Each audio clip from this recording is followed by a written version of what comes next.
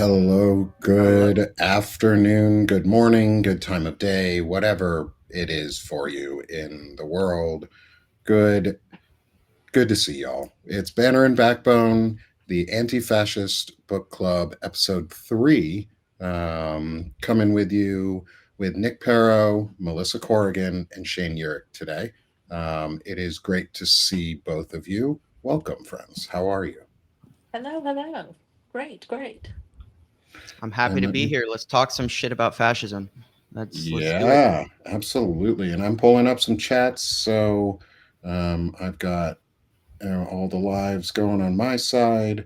Um, but today we're going to continue our discussion from last week, where we um, we were going over the Task Force Butler Veterans Fighting Fascism. What is fascism document? And can it happen here?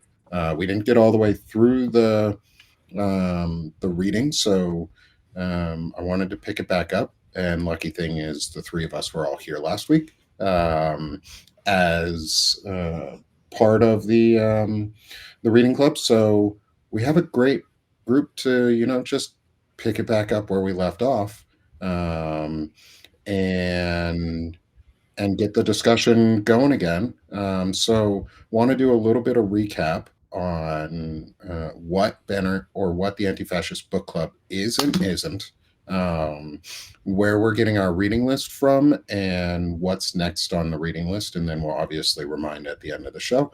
Um, so, Melissa, would you mind introducing all of us to what the book clubs actually are and what they aren't? And do you want me to pull up a screen showing some of the baseline and getting us just that Yes, little bit of intro? yes, absolutely. So, first of all, what we are not, I feel like I always have to issue this disclaimer, particularly where I live. We are in no way affiliated with Antifa, which we all know isn't like a thing anyway, but just putting that out there. We are an organization of veterans and interested citizens who would like to preserve democracy through the study of history and fascist behaviors in history and align them with things that we see happening in our current society to be better informed, educated, and empowered to go out and make positive change. So I That's think it's a good fantastic. cap Yeah, on. I think that's a great recap, and really highlights what we're doing and why we're doing it. So let me keep pulling some stuff up. Shane, do you want to say good morning to everyone Yeah. and just give Um. me a moment? Yeah. So, welcome to Anti-Fascist Book Club, Banner and Backbone. I get to hang out with Nick and Melissa now every Friday, so you guys are stuck with me. I teased you guys a little bit last week, said I was only here for the one time, but psych, I'm back. I'm back every Friday. And you're going to see me a lot more on Banner and Backbone. You're going to see a lot more of the Firebrand Project because democracy calls. So here we are. And, Nick's got to get his like 12 screens up. He's playing war games There over we go. here. Right. Command and control. So, but he's It's all that call it or not call it Warcraft and Starcraft and all of those that's games. right. Learning Command and Conquer, just learning That's those right. board games, putting Yes. all the pieces in place. You're playing like 4 games on 4 different monitors simultaneously, so you don't have to wait when the other turns are going, so you're Mhm. constantly stimulated. Yeah, it's like playing different games of like Civ 6 or 6 7, Yeah. whatever version they're on right now, but you're all the characters, but you're on different screens, so you don't get the same backgrounds. I'm ADHD as fuck, and Oh, I was in tech, so like I used to just sit there and play Civ 6 or like Civ 5 and just like hours and hours of just God, I want to get to space. I need to get to space. And then 12 hours later, I'm like, shit, I'm not in space yet and I'm dying. Anyway, welcome everyone. Let me get shifted over. Oh, is Ellie with us in the chat? Oh, Ellie, are you Yes. able to? Do you want to be able to join us on screen, or you said you were at work earlier, so I didn't want to want to bother your day. But if you want to join us, I'll send you over a link, um, and we can get you on the show too. Um, but let's switched over to our book and do a quick recap, or our writing and do a reading and do a quick recap of the beginning, and get ourselves back into it where we left off.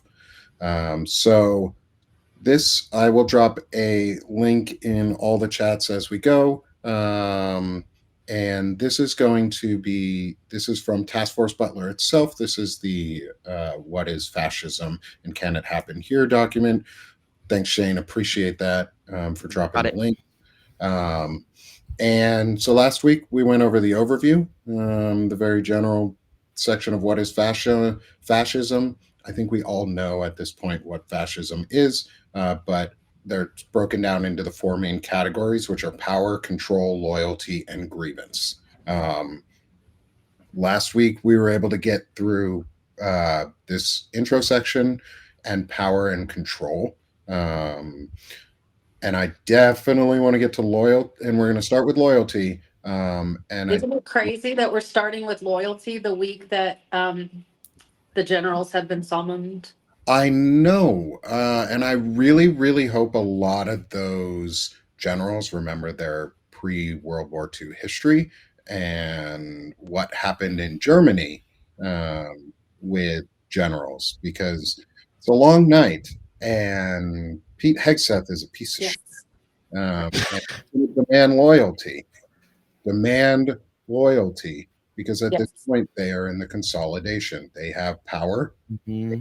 control, they want loyalty. They need loyalty because the biggest thing in the way of fascism is the military at this point, our generals. The generals have the power, and historically speaking, the generals in this country have always said no, unless they were Confederates. Right. But they weren't generals of this country; those were traitors. Generals who are loyal to the Constitution, and there have been decades and decades and decades and 2 centuries now, over 2 centuries of generals, longer than the U.S. itself. The U.S. Army flag is 1775, not 1776.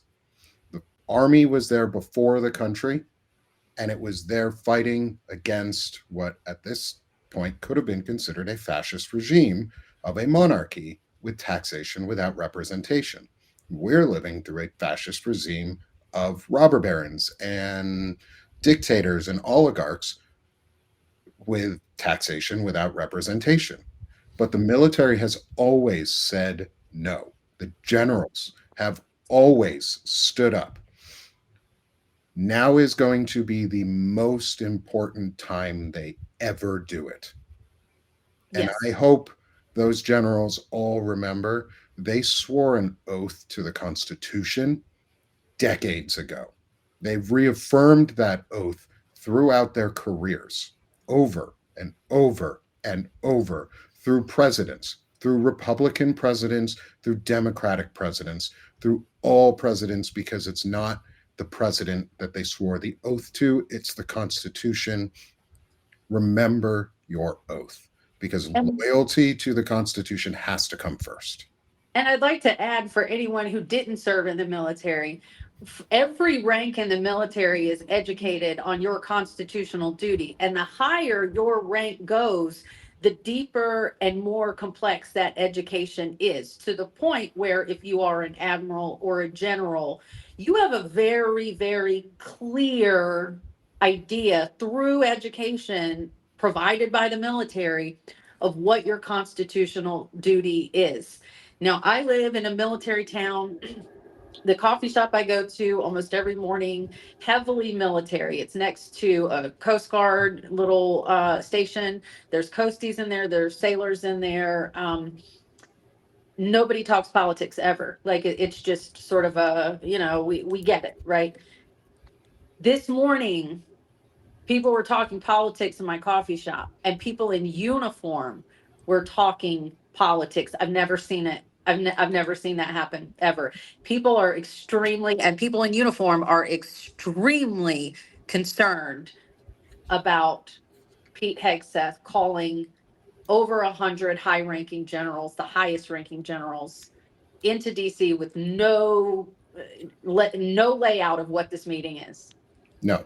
And I have on top a of that, question for yeah, the civvy guy here. All right, so I think would you guys say that a large reason that we probably still have yet to see anything really out of the military, despite how fucked up things like are right now, is this like these generals to a large degree like clinging to this like this nonpartisanship, that this Right. apoliticism that they're supposed to have, so they're like so desperately clinging to any possible way for them to not have to do this like very uncomfortable thing that is yes. unprecedented. Would you say that's yeah? It's I don't Absolutely.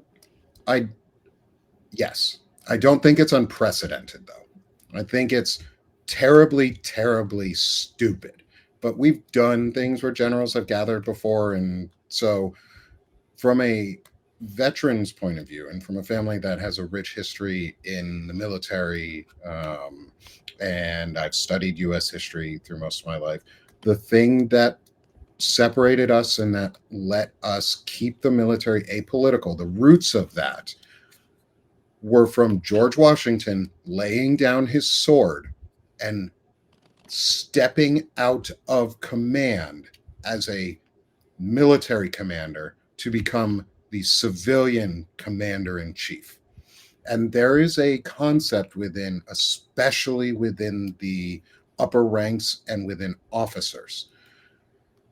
It's there for enlisted, especially higher rank enlisted soldiers. Lower rank enlisted are still learning how to not be political when they're in uniform. Like that's part of the teaching process in the military. It is very baked in to be apolitical.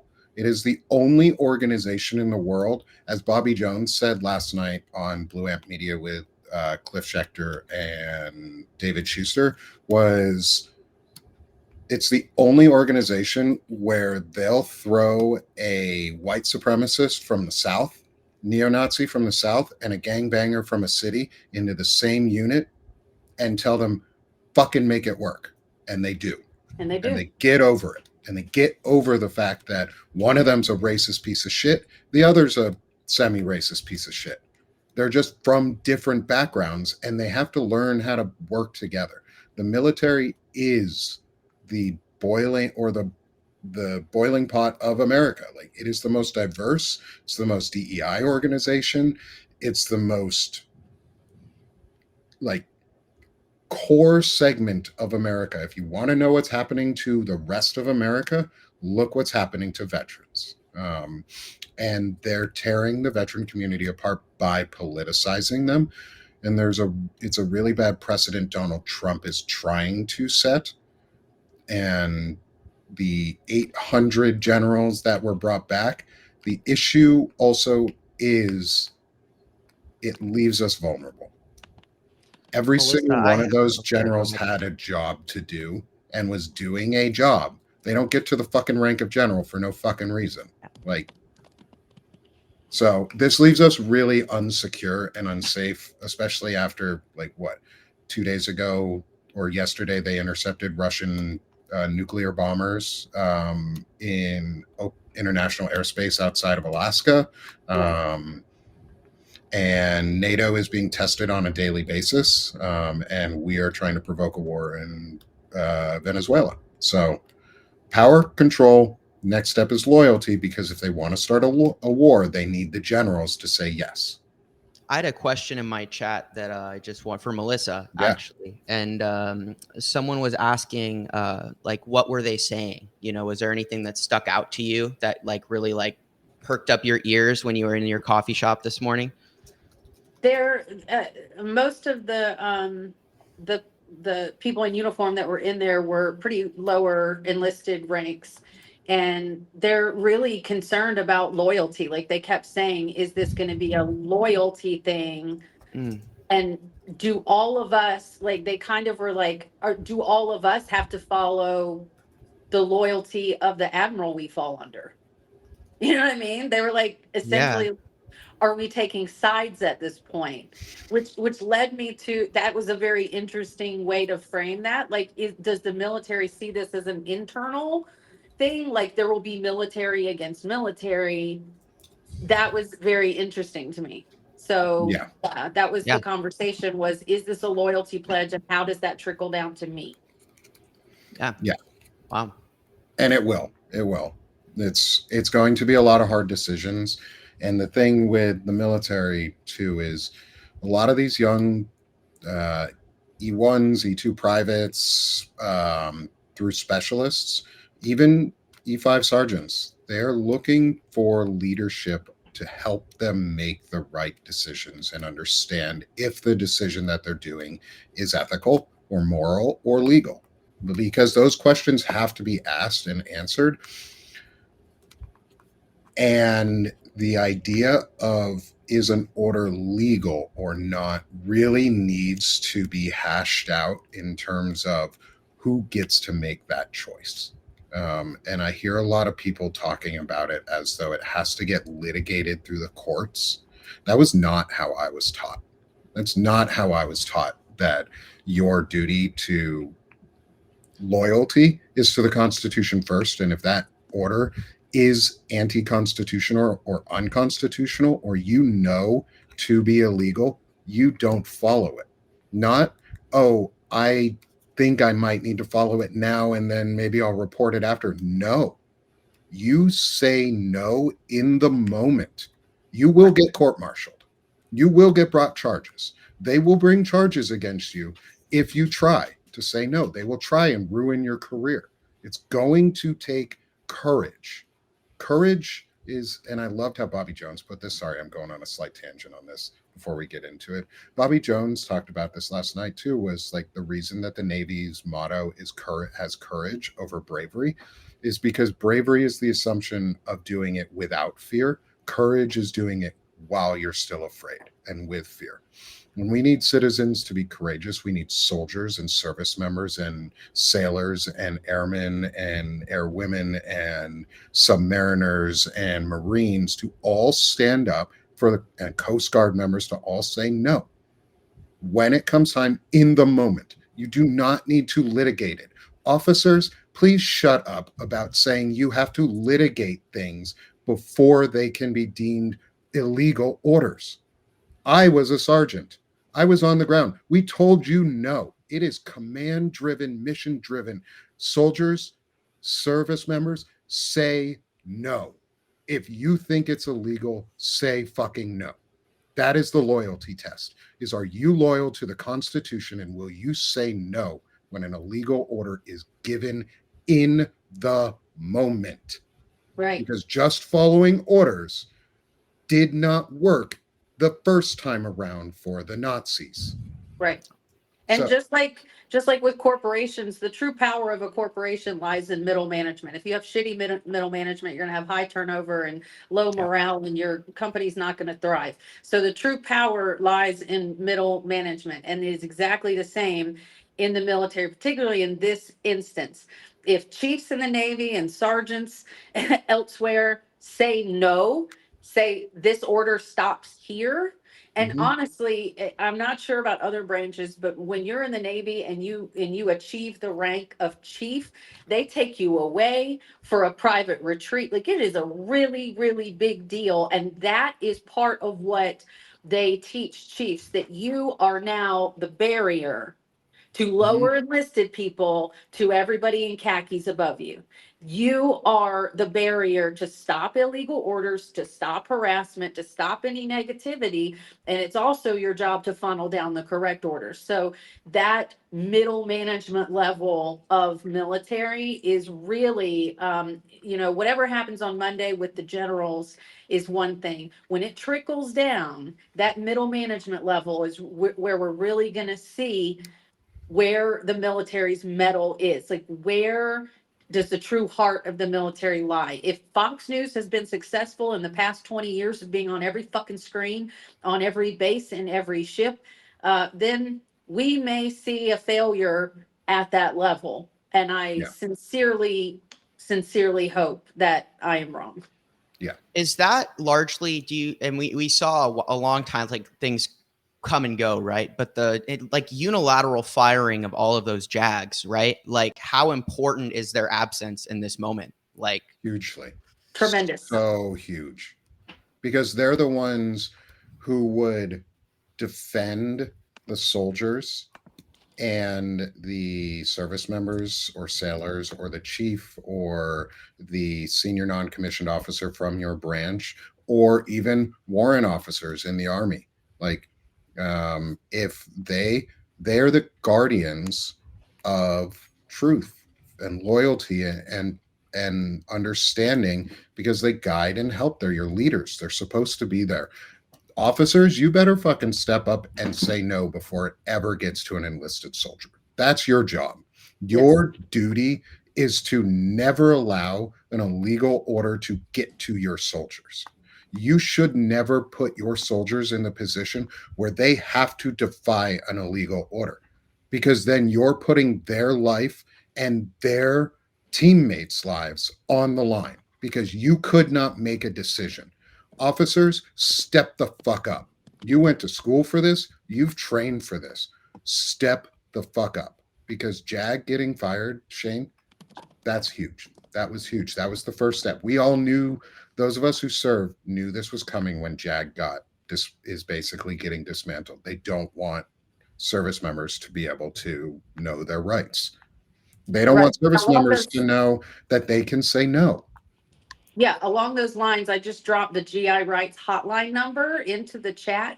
If anybody watching is active duty or knows someone who is active duty, or just share it, go make a post and share it on all your socials so it's out there.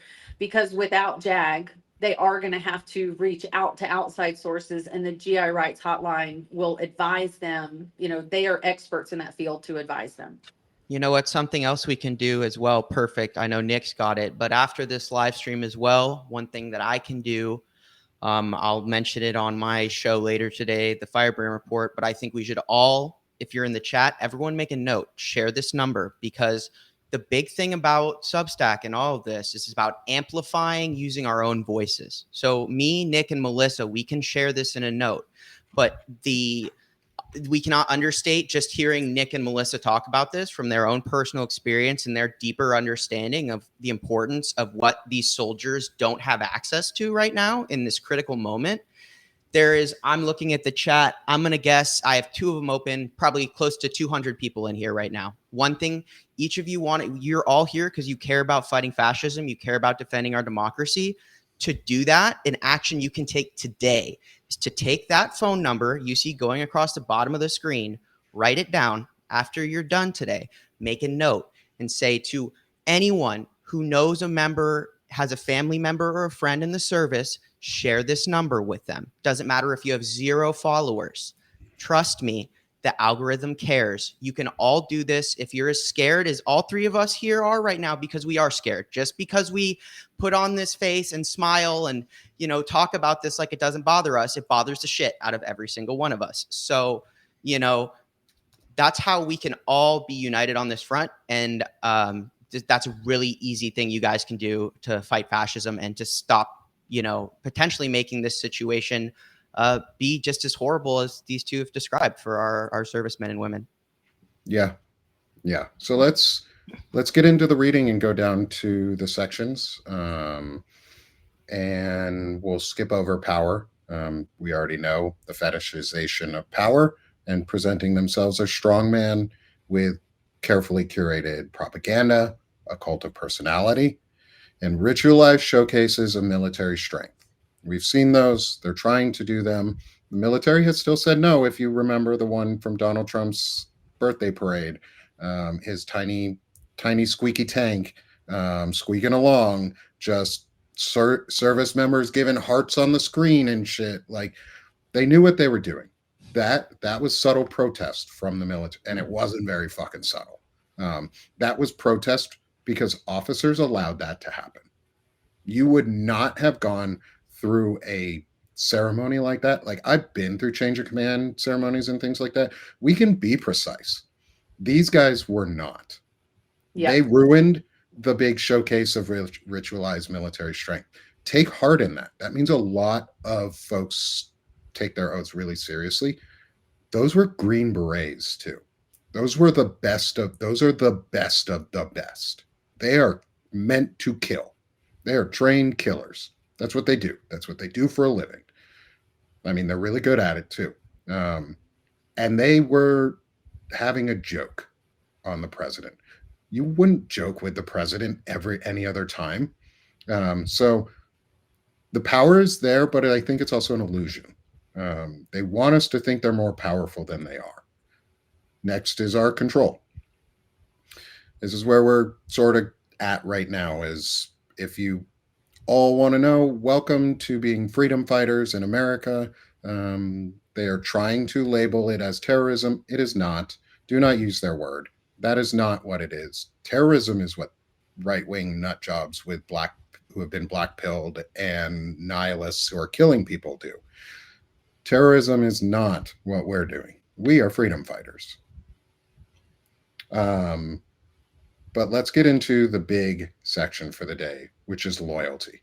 We're going to hit to our big bold points. Let me scroll down just a little bit so that it shows on the screen. The leader cannot fail, the leader cannot fail. He can only be failed. So, Melissa, do you want to talk a little bit about your thoughts on this and how it's possibly related, still digging into what's going on Monday? Because I think that's hugely important and we need to really, really talk about that stuff. What do you think about that in context with the 800 generals that have been called back for a meeting? Yeah, it's quite clear to me. And we also have from the world of the press as it relates to the Department of Defense is that journalists were told, if you want to come back in the Pentagon and report from the Pentagon, you have to sign this pledge that you will essentially, not verbatim, but essentially, you will only report what we say you can report. And if you didn't sign that pledge, you are no longer allowed in the press pool inside the Pentagon. So you lose access entirely. So this puts journalists in a position to, do you sign that? And then you go in and attempt to gather information and disseminate that information in some other way? Or do you refuse to sign a loyalty pledge to a regime and are then denied access to the Pentagon? With that action happening first, I cannot fathom that this meeting is far off base from that. I think they are establishing a base of loyalty, a base of first the press that will report what they want, and then the military leaders who will engage in the activity that they want. So this section really chilled me when I read it this week, because to me, it feels like that's exactly what's going on. Is we are demanding a loyalty to this administration that has never been seen before in this country. Short, I mean, McCarthyism definitely was an example of this, but engaging the military in this way will rocket it past what happened during the McCarthyistic era. Yeah. This is something that, as we're talking about this loyalty, right, and this idea, and like you kind of go back, I had two thoughts when I saw this, but the first in relation to this is this loyalty in and of itself is one of the greatest weaknesses within fascism. First, like this loyalty within fascism and the requirement of loyalty is, if you look historically, right, like, and we look at what actually fucked Hitler, it was his insistence of the invasion of Russia, like to push in, and they said we shouldn't go back in, like we should just hold it, and all of his generals were like, no, but he was so tweaked out at that point, he was like, we're gonna do it, and they all did it, and guess what? Like, it lost them the war. It was the catalyst. Millions of soldiers were lost. It was that loyalty to the wrong idea to doing the wrong thing in the eyes of loyalty, and that's double fasted. You have the example where people who maybe know that it's the right thing do the wrong thing to be loyal anyway, and then you have the smart people were replaced, and then you have inefficient people doing the job, which can also lead to a failure in that point as well. So when we talk about looking at this loyalty, and then I think about that in our military, and I think about just observations I have already of, our recent military operations, and like the actual efficacy of like what we've been doing is like, we've lost way more shit historically than we have, at least in my observation. Like jets are falling off of aircraft carriers, we're calling success and then, killing all of these, innocent civilians and dropping bombs and not hitting the targets, and I have to wonder, does this have something to do with the removal of a lot of these leaders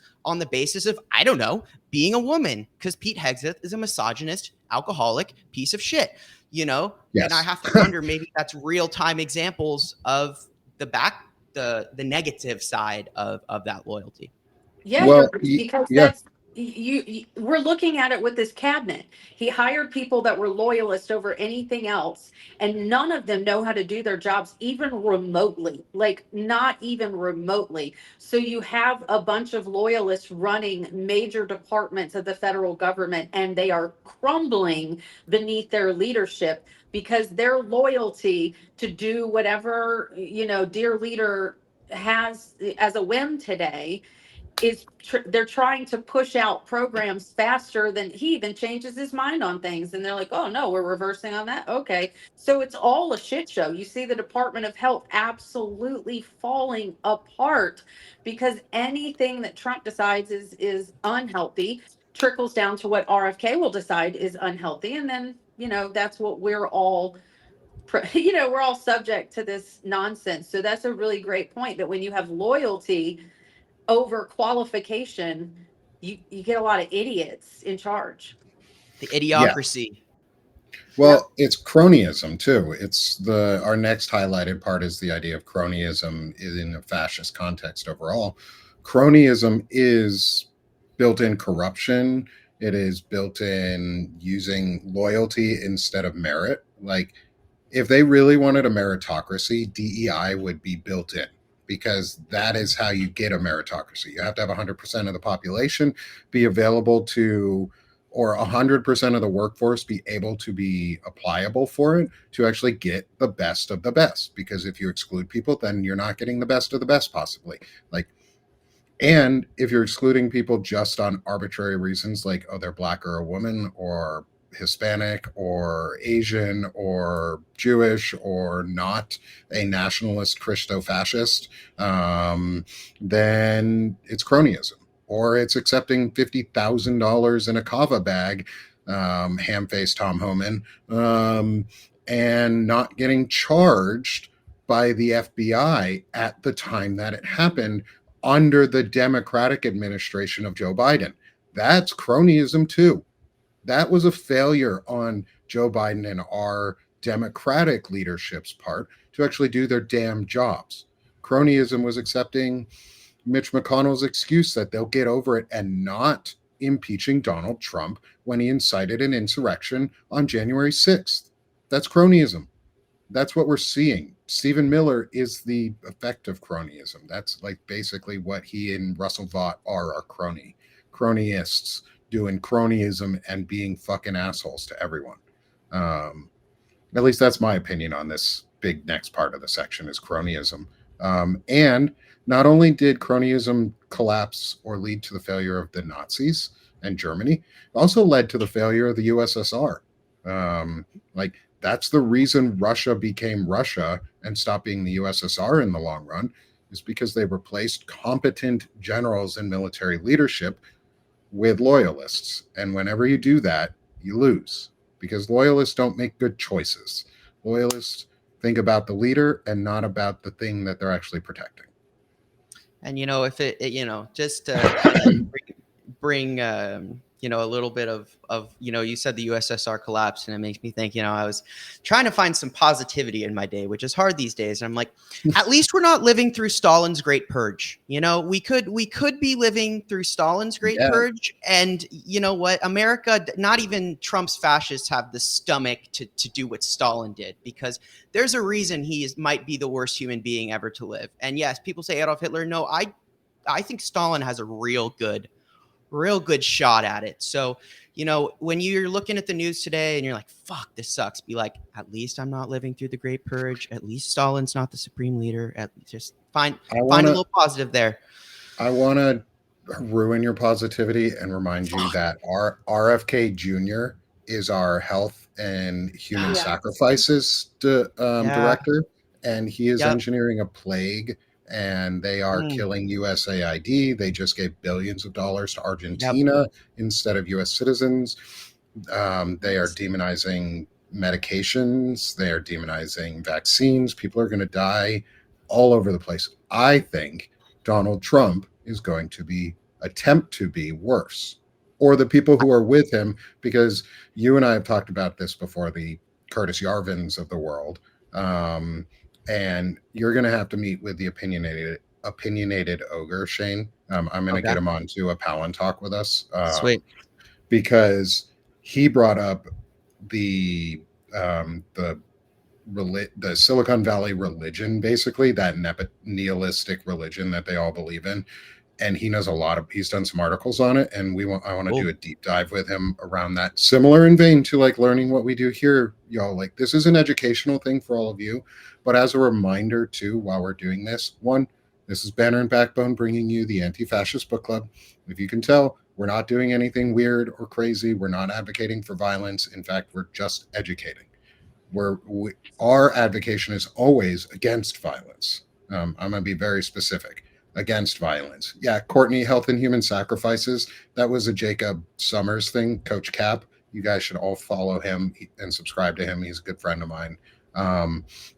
But they're using all of this is like, they're using cronyism. They've been building it over decades, and failures on leadership from the Democratic side and the Republican side. It's not a one-sided issue.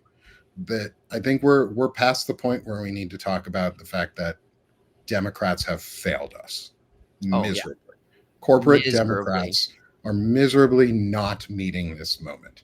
There are some Democrats who are. I'm not saying, don't remember, like, we're not going to say all Democrats, because I am not going to lump Jasmine Crockett in, or AOC in, or some of the other. Sorry, representatives are so hard to remember their names, and like senators. But I do know Jasmine Crockett and AOC. The Democratic establishment has failed, not the individual people. And I always like to say, it's like these people who we love that are fighting and are awesome. They ran as Democrat because that was the only avenue in a two-party system that they could win on that platform. It's not because they're Democrats. It's because they could only run as a Democrat if they wanted to get on the ballot, right? So, the establishment itself, that means, yes, it does mean the Schiffs, the Schumers, the Pelosi's, all of them, okay? Anyone who's been sitting there more than 10 years, you fucked up. I don't even like it. We shouldn't be here. If you've been there 10 years and now you're finally starting to realize that, oh no, this is a problem. You built the problem by conceding again and again and again for the sake of, Obama was like, they go low, we go high. Guys, I'll be honest with you, that shit doesn't work, because if you go high and they keep punching you in the stomach, you're just missing. It's like, it's stupid to me but I'm going to go on a tangent. But anyway, to your point, the establishment has failed us, not those individuals you're talking about, those Crockett's, those Winters, those, Ocasio-Cortez. Swalwells. And that's cronyism too. Like, it is cronyism what's going on. They were bought. The Democratic establishment, the establishment portion, has been bought and paid for, just like the Republican establishment is bought and paid for, just like our media is being bought and paid for through Nexstar and Sinclair, which are, by the way, very right-wing groups, or Oracle, and Larry Ellison and David Ellison, like they control so much power in the US and are a monopoly. They're trying to make an 80% media saturation monopoly. The rule for media saturation, that like the monopoly line of what they consider a monopolized market, is 30% saturation ownership. Yeah. Sinclair and Nexstar combined make 80, like 89% ownership. They're just blowing away the rules to allow cronyism because they're controlling both the distribution mechanism and the distributor. They're creating a monopsony. We talked about this, right, Shane? You and I have talked about the monopsony Yep. that Shyam Sankar wants, one of the CEOs of Palantir, is when you control both the means of production and the means of distribution, you have a monopsony, which is a monopoly, but on both sides. Uh, Right. And when you have, like Yanni mentioned in the chat, when you have Peter Thiel holding a three-part talk on the end times, which he alone has the money and power to facilitate happening, mhm. more people are not slightly alarmed by that and find that a little bit odd. A man who's never been outwardly Christian, has never spoken or written any type of content on Christianity whatsoever, is now touting this deep faith that he has that has led him to do this three-part lecture series on the Antichrist. Mhm. That's definitely weird, right? Like Yeah, we there's should some all take cronyism there. notice that that's very odd. Yeah, like cronyism is people being bought off and paid off to spread a message. Like, look what happened with Russia too during our last election when we found out, and then nothing happened about it, that Russia paid multiple far right nihilist podcasters to spout Russian propaganda. That's cronyism. It was allowed. Cryptocurrency, replacing the US dollar with cryptocurrency, is cronyism in the worst fucking way. They're destroying our money to enrich themselves. Stealing all of our social security benefits is cronyism. Right. Lobbying is cronyism. We've It's legalized corruption and called it lobbying. Yeah, I mean, like at this point too, like when you look at loyalty, you have and to expand on this, right? Because as we read this, one of the things you're going to go down here, and there's a couple points. You see, fascist street gangs. What are the fascist street gangs? They're ICE. Okay, so Right. ICE is a fascist street gangs. I've seen videos now to the point where ICE is literally just a fucking white dude in a long sleeve shirt, and some khakis with a gun tackling Right. some guy. I mean, like literally, they don't even have to wear a badge. They don't have to identify themselves. Fuck, me and Nick could go out and pretend to be ICE agents with a gun and our khakis and some handcuffs we got at the general store or wherever, and Right. boom. So We there's the won't, street but gangs. we Right? could. We won't. Like We won't. We won't. that's the Like, that's thing. not something. But that's the thing, right? Like maybe we could pretend to be arrest the ICE agents because they're not. Hey, you could be a fake ICE agent. Anyway, that's stupid. I'm gonna keep going. I That's had a also a thought process. felony. I'm not going to advocate for doing impersonating federal officers because that is a felony, and Right. we do Yes. not want to be the unlawful Yes. people, like peaceful and patriotic. But yeah, like the deployment of My street gangs. sarcasm Yeah, yeah, yeah. But should I have want to been make sure, more just so clear everyone there. is clear, we can't be Um, sued. Nobody's going to yes. sue us No, here. Right. that's Like, fair. we are That's not advocating for violence. We are, in no fact, advocating against and teaching against against and it. teaching what is bringing it. Correct. And I think we're at a great point because I we could spend an entire month just talking about ICE and the fascist streaking that is coming and here. I want to talk more though violence and the militarization of politics. We see that. Let's actually stop there because we've got our two biggest pieces right here is violence and the militarization of politics, and our absolute loyalty and politically motivated violence are a lethal combination. And this is the night of the long knives. This is what we're talking about, where the Nazi Party purged the military leadership. This is what they are going to do. Like, don't have any doubt in your mind that if they can do the worst thing possible, they're going to do it. It's like Occam's razor, but it's Trump's razor, because Occam's razor doesn't match quite enough about how dumb that the Trump administration is going to be. And if they can do it, they're going to do it. Right. And the mention in this section, the things that really stood out to me bigly were the mention of martyrs, the martyrdom. So now we have our first martyr.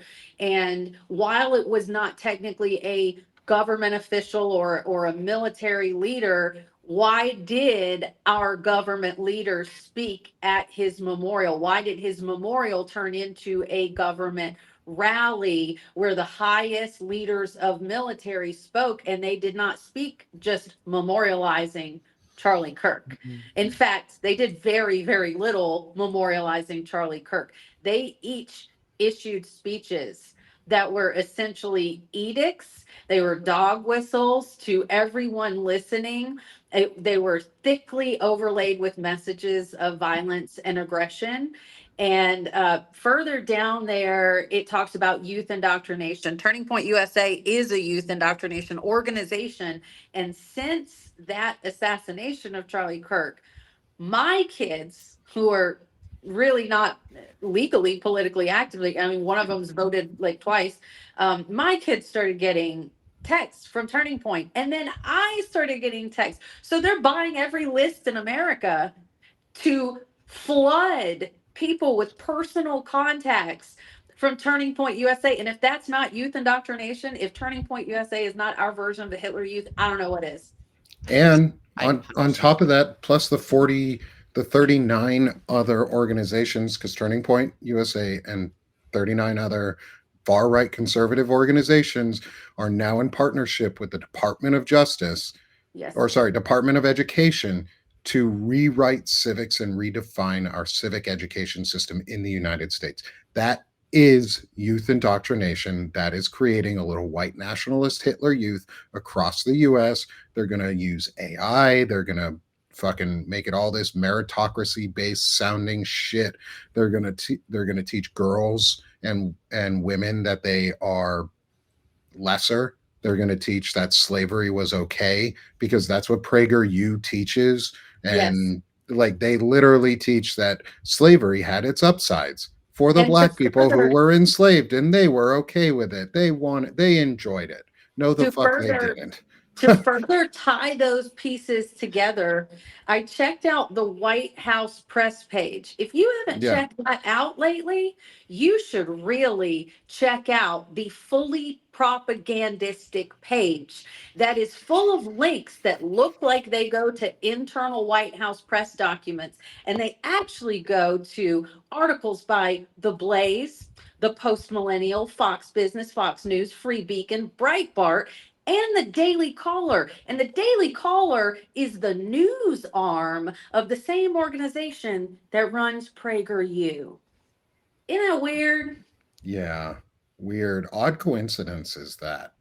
It's Um, weird enough that our White House is blatantly plastering absolute right wing propaganda on the official White House press page. But to further connect those dots between PragerU and then on to Turning Point with the Daily Caller, who has a featured article on the White House press page right now. yeah.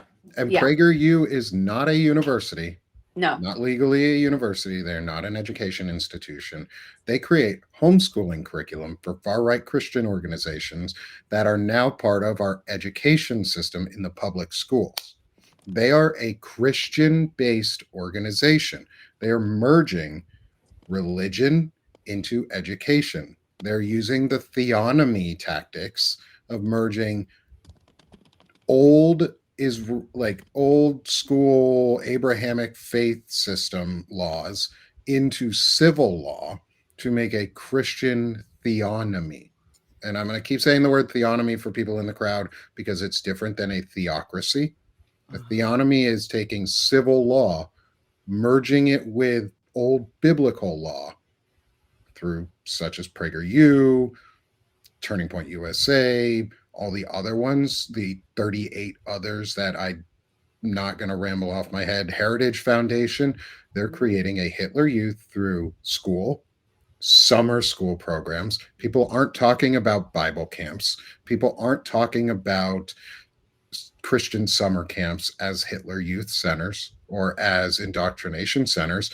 I got told I shouldn't talk about those things, and maybe it's a little offensive that we lump all Christians. No, we need to lump all Christians in at the moment, because if If you're not Christians willing didn't to want you to lump confront them all it, in together, they would address their own. The yeah, the good, upstanding, Jesus following Christians would address their own. And since they have not, we all have to address it now. yeah, it's like the white people problem. Like black people and Hispanic folks and Asian folks, everyone who's not white has been screaming about issues of white violence and white crime and white terrorism for years, hundreds of years, and we have refused to listen. So it's time we listen. That's why people say all men. That's why people say all white people. I don't take offense to it because I'm actively out here talking against it. It is not enough to be just a or anti-racist. You have to be actively anti-racist. You have to be actively pro-democracy. You have to be actively pro-life and pro-sanctity and pro against youth indoctrination through religious organizations as our education system. And Melissa, I've been seeing you talking back and forth in the chat about the PragerU content. So if you're a parent, I'm a parent. I live in Arkansas. You don't think they're going to be bringing this here? If they haven't already, really fast, they will. Yep. Like, we already get this type of shit here in Arkansas. You need to watch your kids' education system and you need to understand what they're doing. Do not pull them out of public school. That's what they want. They want people to pull out of public school. They want a dumber school youth. They want an indoctrinated youth, and they only want a white youth educated. Do not pull your children out of school. Get involved yourself and fight against it. Go to school board meetings. The part of the book club, one of the big things that we want to make sure people understand too, because we have almost 300 people in the audience at this point. Like between the 4 chat groups, we have over almost like 250, almost 300 people in the audience. If every single one of you went out and started an anti-fascist book club at your own local library, because that's what this is all about.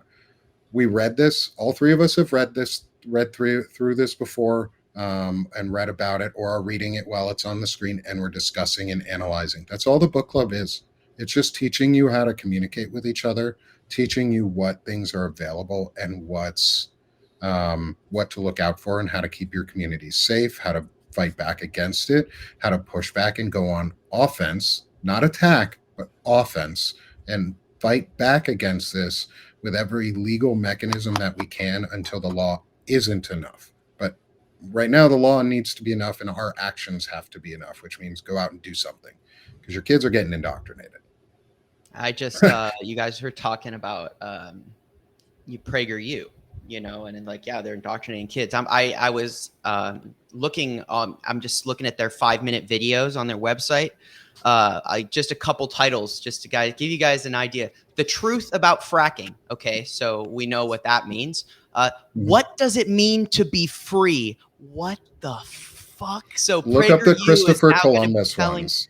Oh, I've seen that. I've seen the ones about him talking about slave. But I mean, like, if you're a parent, like, do yourself a favor, go to PragerU and just browse. You don't even need to look, but look at what your kid is about to get hit with, because like you should be ready for the questions that are going to come from it. Because if you have your kids are great because they come the same. They're always going to ask questions, and when they get fed an answer, you need to be like prepared for what they're going to be asking you, and be ready to give them a good answer, one that can't be rebutted by the garbage that they're getting online. So arm yourself in advance to be able to see what the government and the DOE now is going to be throwing at your kid to try and poison their mind. So, just a quick thought as you were saying that. I would even as a parent say, don't wait for the questions. You need to be intimately involved with your kids' education. When they come home, have a part in doing their homework with them. Ask them, what did you learn today? open the conversation, because some of this stuff is, a lot of PragerU stuff is really corny and cheesy, and it's obviously like weird, and I think kids are going to pick up on that. But some of these other organizations are making really slick curriculum, and your Mhm. child may not catch like those red flags. They may just Yep. accept, because a lot of the content, especially out of the Heritage Foundation, is a lot more subtle, and it's a lot more, oh, this is founding fathers language. This is what our founders wanted. So you need to be proactive in having those conversations with your kids every day. What did you learn at school today? Let's talk about it. Yeah, yeah. Be proactive. That's really what it's going to take right now as a parent. Um, like, I'm a parent, Melissa's a parent, Shane not a parent yet. Parent. Um, I got fur babies. I always say you I love got my fur dogs, but babies. I don't need to teach them to fight fascism. They'd bite Trump on the butt just if I asked Yeah. them to. So Yeah, and like now is the time though, like to get fully engaged and activated with your kids, because we only have a couple more minutes and we've gone a lot on loyalty. I think that was probably the best thing we could have done today, was talk really deep into loyalty in some of the Right. meanings of it. But the next section that we're going to get into, maybe even next week. That way, everyone has time. So, in 2 weeks, what we'll do is we will plan to start discussing On Tyranny, Timothy Snyder's On Tyranny. So, if you have the opportunity between now and 2 weeks, pick up the book either through what is it, bookshop.org or bookstore.org, Melissa, the one. Um, Bookstore.org. Right. yeah, Thrift pick Books it is up through also a there. great way to get books as well. It's a used book site, so I always say get your books used. It's Yep. cheaper, Or and you know it's also they pull from other bookstores, so you're helping local bookstores more than your Barnes and Noble. So just another good place to look. Thriftbooks.com. yeah, and if you have a local library that has the book, go to the library and check out your book. Like, nothing And if wrong with your checking local out your book. library doesn't have the book, ask them to get it. Most of the time, they'll get it. Yeah. Um, and so our next section next week, we're going to talk a lot on grievance, because we're living through grievance structure every single day. It's abusing the shit out of us all the fucking time. Um, but I think getting into what we did today really deeply on loyalty was a great starting point for all of this. So also too, in our last couple minutes while we close out here, is I'm going to shift us back to our normal main screen without the window. Boo, boo, boo. Yeah, don't you just And love how the regime just keeps giving us content that matches our curriculum? It's really yeah, nice of them. yeah, it's nice that they are giving us what we need to learn, um, because Chris, so Chris Goldsmith, a friend of ours, friend of the show, he put this together. He is part of Task Force Butler. He's one of the founders, or I think he is the founder of Task Force Butler. Um, and he and the Task Force Butler team put together the What is Fascism guidebook that we're reading through right now. It's very short, but it's also really important to discuss it deeply because we have to understand what's going on. And so, just so everyone's aware, in a couple weeks, we're going to have Chris Goldsmith back. He's going to be a returning guest with us on the show. He wrote this, he's put out a bunch of information. Please go follow him and subscribe to his work, but also please go subscribe and follow to Banner and Backbone, to Melissa Corrigan, to Shane Urich, to myself. Help get us out there, get this message. And remember, the book club is something you can do. We're doing it virtually because we want to connect everyone. We want to connect all of ourselves to this. And we want to get the word out so that people know. But we also want you guys to all know that you have the power to do it too. Like, go to your local library. Your biggest supporter of anti fascism is your librarian. Um, they support and care for knowledge. That is anti fascist by definition. Um, they care for knowledge based solely on the fact that it's knowledge. Um, and so go support them. Go support your libraries. Melissa, anything from you to close out the show? I'll hand it over. I'm going to try to end with a call to action every single week. This week, I'm going to hit on my old favorite, 5calls.org. It gives you the number to your local representative, congressman, senator, and it even provides scripts for a variety of topics in case you get tongue-tied when they answer the phone. 5calls.org. And Shane, how about you, brother? I will say, one, I want to remind us again that we talked about this earlier, that the GI Hot Rights Hotline, and maybe Nick can throw that in the chats just so you guys can copy paste it if you need to. But after that, make sure you go make a note on your Substack, on your Instagram, Reels, feeds, whatever the hell you're on, and get the message out there, because we were talking about this meeting. It's really important that those guys, the rank and file, those enlisted, know that they have rights and they have somewhere to go when this unlawful order comes inevitably. So that's something you can do. Even if you're not in the military, you can, maybe your voice can put that number in front of someone who can get it to a young guy, 18, 19, 20 years old, who doesn't know shit about shit because they want it that way, that he has something to call if he has a question, if she has a question, if they have a question, you know. That's important. And lastly, that's my call to action for you. And then lastly, the Firebrand Report is going to be on in just about 2 hours. If you guys want to catch on, I do 3 topics every day, Monday through Friday. And we'll go over 3 things in the news, and I'll give you my take on it. So I hope to see you there. We can keep talking about these things that are problematic. I'm sure one of the things we will cover a little bit more today will be, but Oh, we lost you, Shane. because when I look at the news, you're back. I don't always look what everyone else does. Okay. We lost you for a second there. Yeah, you're back with us. Anyway, 2 hours, Firebrand Report. Make that post. Do it for America, for democracy. I love you guys, and I will see you all next time. All right. Thanks, y'all. Thanks, Melissa. Thanks, Shane. See y'all next time. Next week, same time, 12:30 Eastern, for another episode of Banner and Backbone's Anti-Fascist Book Club.